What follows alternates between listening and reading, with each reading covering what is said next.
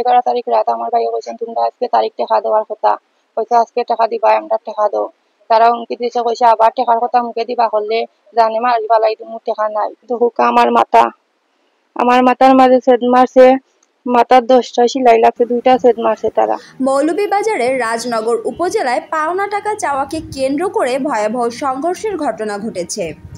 এ ঘটনায় 3 জন আহত হয়েছেন। এর মধ্যে একজন সিলেটের হাসপাতালে আইসিইউতে মৃত্যুর সঙ্গে লড়ছেন। ঘটনাটি ঘটেছে রাজনগরের কামারচাক ইউনিয়নের পূর্ব ইসলামপুর গ্রামে। স্থানীয় সূত্রে জানা যায়, ওমান প্রবাসী ইমরান মিয়ার স্ত্রী রহিমা বেগমের দোকানের পাওনা টাকা নিয়ে বিরোধের জের ধরে সংঘর্ষ বাধে। অভিযোগ রয়েছে পাশের বাড়ির মুকিদ আহমেদ, মুইদ আলী, গৌছু আলী, রইস আলী, শয়াব আলী ও আনোয়ার মিয়া রহিমা বেগম ও তার পরিবারের উপর হামলা চালায়।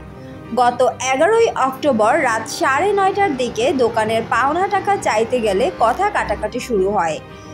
এক পর্যায়ে প্রতিপক্ষের লোকজন রহিমা বেগমের ছেলে আব্দুল করিমকে কাঠের বর্গা দিয়ে আঘাত করে গুরুতর জখম করে। ছেলের চিৎকার শুনে রহিমা বেগম ও তার 2 মেয়ে এগিয়ে এলে তাদের উপরও হামলা চালানো হয়। মেয়ে শাজমিন আক্তার ও সাবিনা বেগম গুরুতর আহত হন। আহতদের উদ্ধার করে হাসপাতালে নেওয়া হয়। 2 বোন চিকিৎসা শেষে সুস্থ হলেও আব্দুল করিম বর্তমানে সিলেটের একটি হাসপাতালে আইসিইউতে জীবন মৃত্যুর লড়াই করছেন। এখন আমার ভাইয়ের অবস্থা ভালো না, আমার ভাই আইসিইউর ভিতরে। ডাক্তারও কইছেন যে আমার ভাই জান আল্লাহর আতো, এখনো তারা কোনো নির্দিষ্ট দেন ভালো হইবা কিনা। এখন বর্তমান পরিস্থিতিতে তারা আমরা হুমকি দেয়, আমরা বাড়িতে পুরুষ মানুষ নাই, আমরা মহিলা মানুষ, ভাই বউ বাচ্চা, ছোট ছোট বাচ্চা, তারা আমরা মুকিদালি রইশালি গৌশালী আন্না তারা হুমকি দেয়। আমরা আইনের ব্যবস্থা করছি, করার পরে এখন তো তারা কইছে যদি আমরা আইনের ব্যবস্থা যাই, পুলিশ আইয়া তারা সবরে গ্রেফতার করে, তাইলে তারা আমরা না থাকতেই তো নাই, আমরা ঘর দুয়ার জ্বালাই আমরা এখান থেকে তুলে দিব। আমার স্বামীর নাম আব্দুল করিম, মুইদালি মুকিতালি আমার স্বামীরে মারপিট করছেন। মুইদালি মুকিতালি গৌশালী আনোয়ারে হোমরে ধরছে, এরা ইয়া মারছে। এখন আমার ছোট ছোট 2টা বাচ্চা, এখন আমরা ন্যায় বিচার চাই। এরপরে তারা ইয়া আমরা হুমকি টুমকি দেয়, আমরা বার্তনে তুলে দিব, ঘর দুয়ার জ্বালাই দিব। আমরা পুরুষ মানুষ কেউ বাড়িত নাই, আমরা মহিলা খালি। ওখানকে তারা ইয়া আমরা হুমকি টুমকি দেয়। এখন আমরা ন্যায় বিচার চাই। আমার শিশু বাচ্চা 2টা, আমার স্বামী দেওর ছাড়া আর কেউ নাই, আমরা আমার শ্বশুর বাইরা দেশে। আমরা ন্যায় বিচার চাই। মুকিদার নিয়ে আমার বাইরে মারা বাদে আমরা গেছি, আমার আতো মাছ আছে, আমার চাইতে চোদ মাতো, আমি আত্মরা বাদে আমার আত্মাকে দেয় না বাদে আন্নারে আমার ভাই হোমদেরি আমার ভাই আমার কাছে আমার বাইক না বলে ফোন দিয়ে খান দেওয়া হয়েছিল যে মামা সকাল আর আমার তামিমর বাপে মারি গেছে।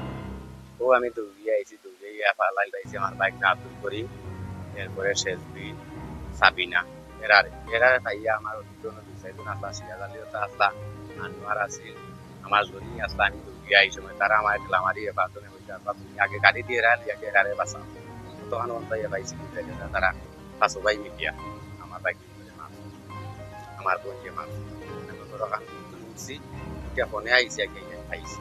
এখন তার অবস্থা আছে সিলেট আছে আইসি লাইফ সাপোর্টার আছে, মৃত্যুর সাথে দেওয়ার পরে আমার ভয় নেইছেন, তো আমার পয়েন্টর করে আমি হয়েছি আইয়া দেখছি যে তারা হসপিটাল লইয়া গেছেন। তখন বর্তমানে আমার দামান নাবাসরা আল্লাহর আতো। যেদিন তারা মায়ের করে দিন তোমার আমি গেছি রুমের ভিতরে যাওয়া গেছে, করিমর অবস্থা খারাপ করি থাকছে।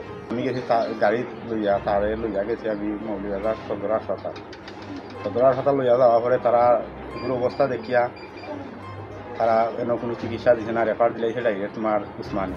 এই ঘটনায় রহিমা বেগম রাজনগর থানায় মামলা দায়ের করেছেন। পুলিশ বলেছে বিষয়টি তদন্তাধীন রয়েছে।